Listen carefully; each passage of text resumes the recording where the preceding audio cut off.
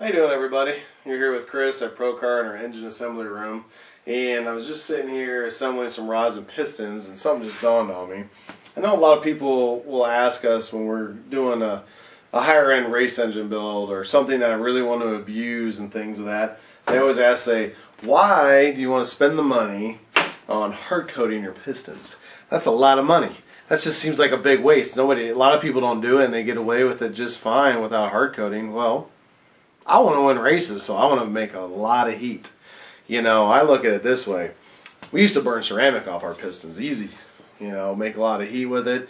I want to make as much heat in that cylinder as I can. I want to handle as much pressure and heat. I don't want the heat to get absorbed in my components because they become weak, they fatigue, they fail. All right, I want to contain it. I want to use that energy. If I absorb it into my components as well, I lose it. I can't use it once it's absorbed. So I want to use it. And I've always thought back to an engineering professor I had once in thermodynamics, and he said how inefficient the internal combustion engine is, and how ideally we want to make that 2,500 to 3,000 degrees exhaust temperatures. But the reality is the components just aren't able to handle it. And so, and of course, being with somebody like my dad, who was at the forefront of engine development for 50 years, you know, we've been hard coating these since 2007, and before that we were ceramic coating. And now hard coat's nothing new. It's been around for a long time. I mean, the nitro guys have been doing it forever, but we just started applying it to all of our nitrous and turbo applications. And so when we started doing that, we saw the pistons last. We had no heat penetration in the boss area. We had no heat penetration on the back side. And I mean, we were seeing on average 1650 to 1750 exhaust temps, run after run after run after run.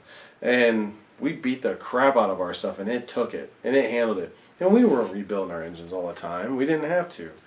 And so I guess I look at it as a waste. It's like, why would you, if you're going to spend $100,000 on the engine, why would you not put all the best components in it? Why wouldn't you? I mean, it's a proven fact. These things will handle the heat and handle the abuse, so why would I not do it? It's just a simple answer to a question. So if you're going to come to us and get a race engine built, I'm going to tell you right now, and you want the ultimate race engine, and this is going to be something turbocharged, nitrous, and you want to hammer on this thing and make it reliable and durable and last, so you're not having to rebuild it year after year after year, or see, you know, 4 or 5 times a season, because there are engines you can build that will last you, especially for bracket guys, running in the 6s, mid 6s all year long on the same engine without a problem.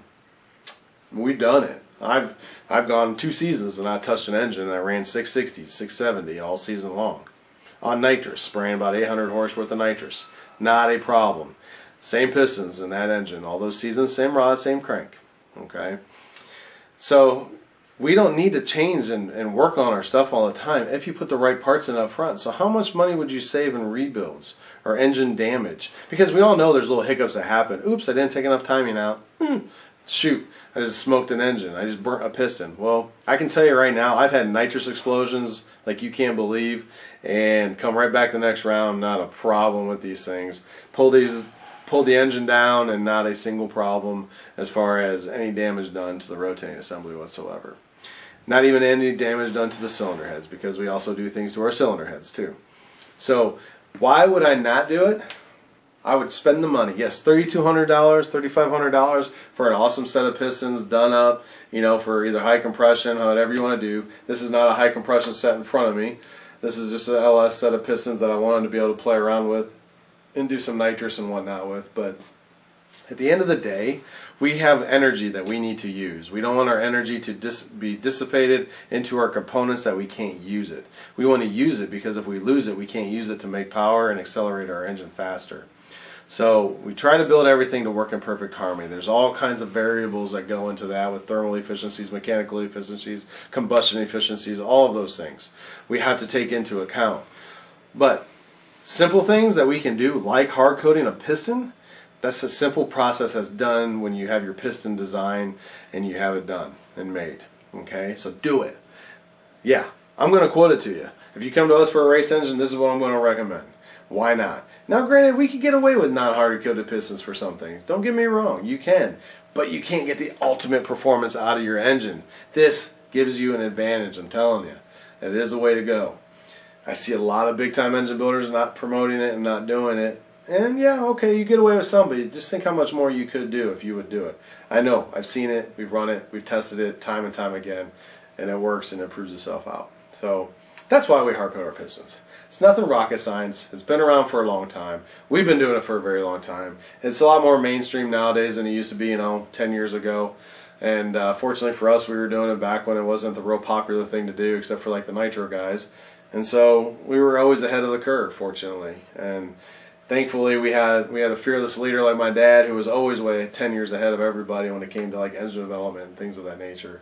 He was always looking way out of the box, and so I have no other way to think except way out of the box. You look at something, you always say, "Huh, can I make it better? Can I do this better? Can I do that better?" You're never satisfied. You're always working and striving for improvement. Okay, because we have to. That's how we evolve. Likewise, we want to get as much heat as we can. We want to utilize that heat as much as we can, and this is just one component and one way that helps us do that is by hard coating. So I would suggest you do it. That's my 2 cents. That's why we do it. And I got to get back to work, so I'll catch up with you guys later. Thanks for your time.